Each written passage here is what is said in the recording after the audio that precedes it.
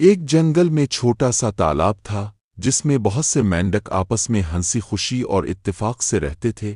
ایک بار ایسا ہوا کہ بارش نہ ہونے کی وجہ سے تمام درخت اور پودے مرجھانے لگے۔ دور دور کے جنگلی جانوروں نے اپنی پیاس بجھانے کے لیے اس تالاب کا رخ کیا۔ آہستہ آہستہ تالاب کا پانی کم ہونے لگا اور بہت سے مینڈک ان بڑے جانوروں کے پاؤں کے نیچے آ کر کچلے گئے۔ رہے سہے مینڈک اپنی جان بچانے کے لیے کسی اور جگہ جانے کا سوچ رہے تھے، مگر وہاں دور دور تک کوئی تالاب نہیں تھا۔ ایک دن اس جنگل میں کسی کالج کے طالب علم پہنچے جنہیں لیبارٹری میں تجربے کرنے کے لیے کچھ مینڈک چاہیے تھے۔ انہیں دیکھ کر تالاب کے سارے مینڈک ڈر کے مارے چھپ گئے۔ ایک بوڑھے مینڈک نے کہا، ہم میں سے کچھ مینڈک ان لوگوں کے پاس جا کر ان سے مدد مانگتے ہیں، شاید یہ ہماری کچھ مدد کر سکیں۔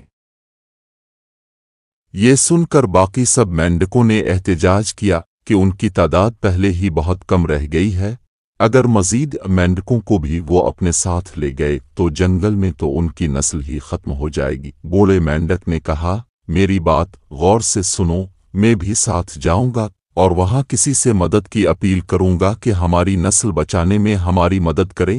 ویسے انسان اتنے برے بھی نہیں ہوتے جتنا ہم نے انہیں سمجھ رکھا ہے، انسانوں سے زیادہ تو جنگلی جانور خطرناک ہوتے ہیں جنہوں نے ہمارے بہت سے مینڈکوں کو ہلاک کر دیا ہے۔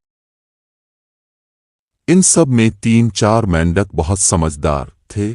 انہوں نے کہا، باقی سب کی سلامتی کے لیے ہم اپنی جان قربان کرنے کے لیے تیار ہیں۔ جیسے ہی جنگل میں وہ لوگ تالاب کے پاس آئے، بوڑھا مینڈک ان کے سامنے گیا اور کہا، تم لوگ کیا چاہتے ہو؟ انہوں نے کہا، ہم میڈیکل کالج کے طالب علم ہیں اور ہمیں تجربات کرنے کے لیے کچھ مینڈکوں کی ضرورت ہے۔ ٹھیک ہے، لیکن اپنے ساتھیوں کے ساتھ میں بھی جاؤں گا، مجھے تمہارے کالج کے پروفیسر سے کچھ بات کرنی ہے۔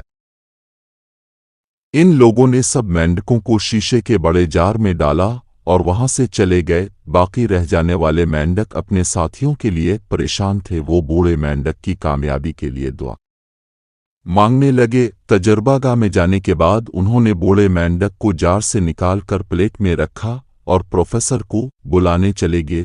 پروفیسر نے آ کر بوڑھے مینڈک سے پوچھا، وہ اس سے کیوں ملنا چاہتا تھا؟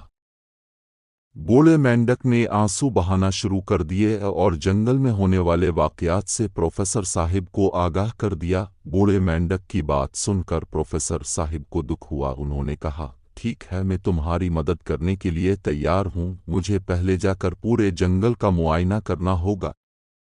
یہ کہہ کر پروفیسر صاحب نے اپنے ایک شاگرد کو ان مینڈکوں کا خیال رکھنے کو کہا اور خود کچھ ساتھیوں کو لے کر جنگل کی طرف چلے گئے۔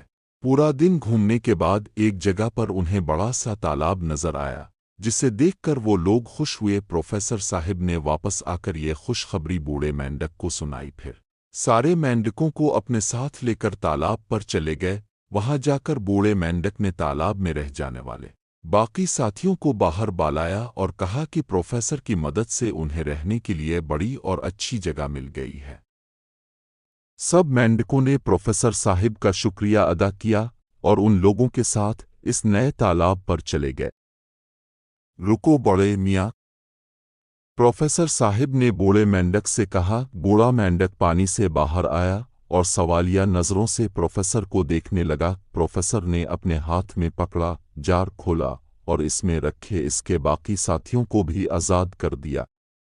بوڑھے مینڈک نے اس مہربانی کی وجہ پوچھی تو پروفیسر نے جواب دیا، چونکہ تمہاری نسل ختم ہو رہی تھی اور ہم نہیں چاہتے کہ جس طرح بے شمار جانور دنیا سے ختم ہو گئے تم بھی مٹ جاؤ، اس لیے تمہیں تحفظ دینے کے لیے آزاد کر دیا ہے۔ اب ہم کسی مینڈک کو پکڑنے یہاں نہیں آئیں گے۔